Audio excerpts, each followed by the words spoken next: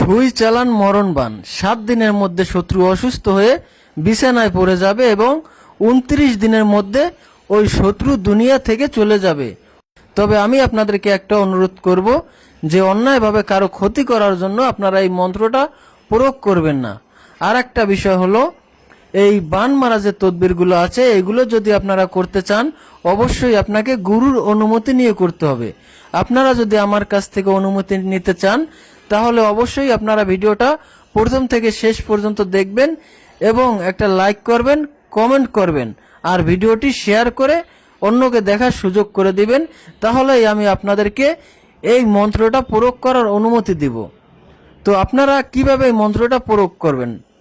প্রথমেই আপনাকে এই মন্ত্রটা মুখস্থ করে নিতে হবে।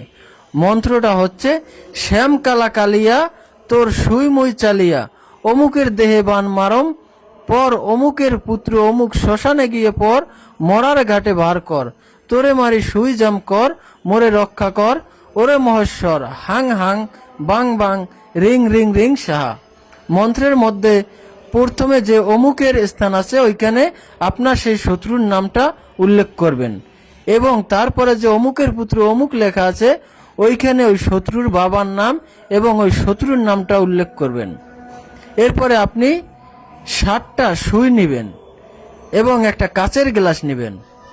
7টা সুই হাতে নিয়ে আপনি এই মন্ত্রটা 7 বার পাঠ করে ওই সুইতে 7টা ফু দিবেন। অর্থাৎ একবার পাঠ করবেন, একটা ফু দিবেন, আর একবার পাঠ করবেন, আর একটা ফু দিবেন। এভাবে আপনারা 7 বার পাঠ করে ওই সুইতে 7টা ফু দিবেন। এরপরে আপনি ওই সুইগুলো ওই কাচের গ্লাসের মধ্যে রাখবেন।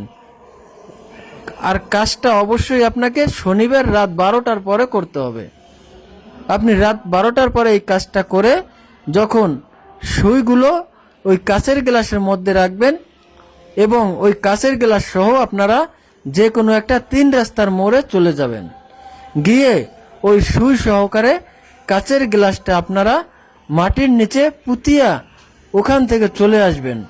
পিছনে ফিরে তাকাবেন না এবং এই কাজটা করতে যাওয়ার সময় এবং আসার সময় কারো সাথে কোনো কথা বলবেন না।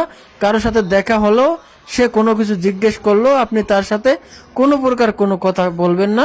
আপনি ওইখান থেকে চলে আসবেন। দেখবেন মাত্র 7 দিনের মধ্যেই সেই আপনার শত্রু অসুস্থ হয়ে বিছানায় পড়ে থাকবে এবং 29 দিনের মধ্যেই শত্রু শেষ হয়ে যাবে। ভিডিওটা অবশ্যই শেয়ার করে আপনার টাইমলাইনে রেখে দিবেন এবং যারা ইউটিউব চ্যানেল থেকে ভিডিওটি দেখছেন অবশ্যই আপনারা চ্যানেলটি সাবস্ক্রাইব করে দিবেন। ধন্যবাদ সকলকে, ভালো থাকবেন, সুস্থ থাকবেন।